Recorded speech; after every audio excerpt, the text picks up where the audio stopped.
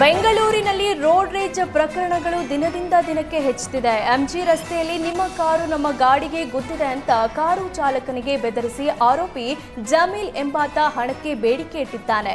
ಅಲ್ಲದೆ ಬೆದರಿಸಿ ಕಾರಿನ ಡ್ಯಾಶ್ ಬೋರ್ಡ್ನಲ್ಲಿದ್ದ 25,000 ನಗದು ಹಾಗೂ ಚಾಲಕನ ಎಟಿಎಂನಲ್ಲಿದ್ದ 3,000 ಹಣವನ್ನ ಕಸಿದು ಪರಾರಿಯಾಗಿದ್ದಾರೆ. ಆರೋಪಿ ಜಮೀಲ್ ವಿರುದ್ಧ ಶಾಂತಿನಗರದ ಚಂದ್ರಶೇಖರ್ ಅಶೋಕ್ ನಗರ ಪೊಲೀಸ್ ಠಾಣೆಗೆ ದೂರು ನೀಡಿದ್ದಾರೆ. ಈಗಾಗಲೇ ಇದೇ ಕೃತ್ಯ ಮಾಡಿ ಆರೋಪಿ ವಿರುದ್ಧ ಬೆಂಗಳೂರಿನ ವಿವಿಧ ಠಾಣೆಗಳಲ್ಲಿ 16 ಪ್ರಕರಣ ದಾಖಲಾಗಿವೆ.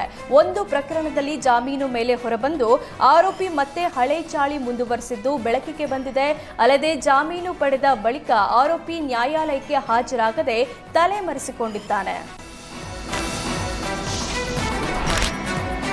16 ವರ್ಷಗಳಿಂದ ಸಿಸಿಬಿಯಲ್ಲೇ ಠಿಕಾಣಿ ಹೂಡಿದವರಿಗೆ ಸದ್ಯದಲ್ಲೇ ಕೋಕ್ ಕೊಡಲು ಪೊಲೀಸ್ ಇಲಾಖೆ ಸಿದ್ಧತೆ ನಡೆಸಿದೆ.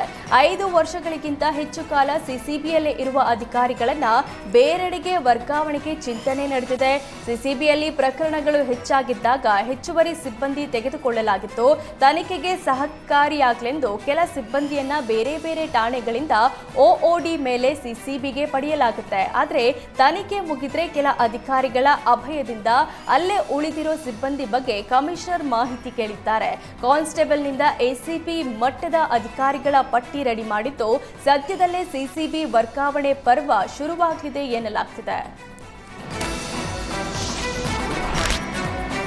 ಕೊಡಗಿನ ಕುಶಾಲನಗರದ ಹಾರಂಗಿ ಜಲಾಶಯ ಪಕ್ಕದಲ್ಲೇ ಅಕ್ರಮ ಗಣಿಗಾರಿಕೆ ನಡೆದಿರುವುದು ಬೆಳಕಿಗೆ ಬಂದಿದೆ. ಜಲಾಶಯದ ಸ್ವಲ್ಪ ದೂರದಲ್ಲಿ ಡೈನಮೈಟ್ ಇರಿಸಿ ಬೃಹತ್ ಗಾತ್ರದ ಬಂಡೆಗಳನ್ನು ಸಿಡಿಸಲಾಗ್ತಿದೆ. ಈ ಬಗ್ಗೆ ಅಧಿಕಾರಿಗಳು ಗಮನ ಹರಿಸುತ್ತಿಲ್ಲ ಅಂತ ಸಾರ್ವಜನಿಕರು ಆಕ್ರೋಶ ವ್ಯಕ್ತಪಡಿಸಿದ್ದಾರೆ. ಖಾಸಗಿ ಜಾಗದಲ್ಲಿದ್ದ ದೊಡ್ಡ ಬೆಟ್ಟ ಪ್ರದೇಶದಿಂದ ಸಾವಿರಾರು ಲೋಡ್ ಮಣ್ಣು ತೆಗೆದು ಸಾಗಾಟ ಮಾಡಲಾಗ್ತಿದೆ. ಬಂಡೆಗಳ ಬ್ಲಾಸ್ಟ್ ಮಾಡೋದ್ರಿಂದ ಜಲಾಶಯಕ್ಕೆ ಸಮಸ್ಯೆಯಾಗುವ ಸಾಧ್ಯತೆ ಇದೆ. ಇಷ್ಟೆಲ್ಲ ಆದರೂ ಬಂಡೆ ಸಿಡಿಸಿದವರ ವಿರುದ್ಧ ಇದುವರೆಗೆ ಕ್ರಮವಾಗಿಲ್ಲ.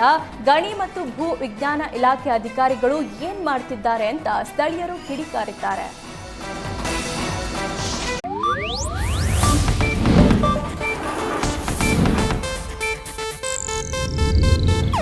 ಇದು ಏಷ್ಯಾನೆಟ್ ನ್ಯೂಸ್ ನೆಟ್ವರ್ಕ್ ಪ್ರಸ್ತುತಿ.